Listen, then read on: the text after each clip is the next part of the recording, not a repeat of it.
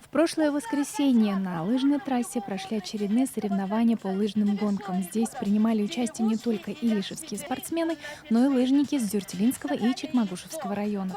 Лыжный марафон проходил в рамках мероприятия, приуроченных столетию нашего земляка, дважды Герой Советского Союза Мусы Гареева. Несмотря на непогоду, порывистый холодный ветер и морозы, любители лыжного спорта собрались вместе, чтобы пройти каждый свою дистанцию. Несмотря на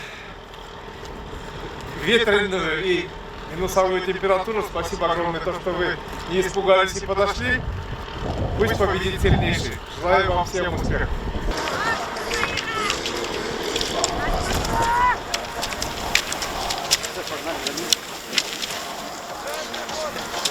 Для участников эти соревнования явились очередной проверкой их физической подготовки, и каждому участнику хотелось показать хороший результат. Юные девушки до 17 лет в этот день проходили дистанцию в 4 километра, юноши – 8 километров. Перед женщинами и мужчинами стояли более серьезные испытания – 8 и 16 километров. Они изо всех сил старались, пытаясь финишным рывком вырвать у времени еще несколько секунд, чтобы улучшить свои показатели.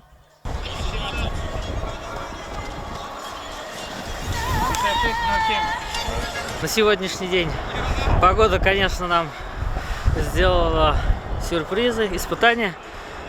Трасса подготовлена очень хорошо. Трасса тяжелая.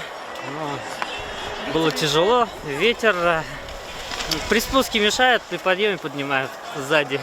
Катаемся, тренируемся. Ездили на лыжный марафон Европа-Азии в Екатеринбурге 27 февраля, неделю назад. Еще будут старты, еще будут марафоны.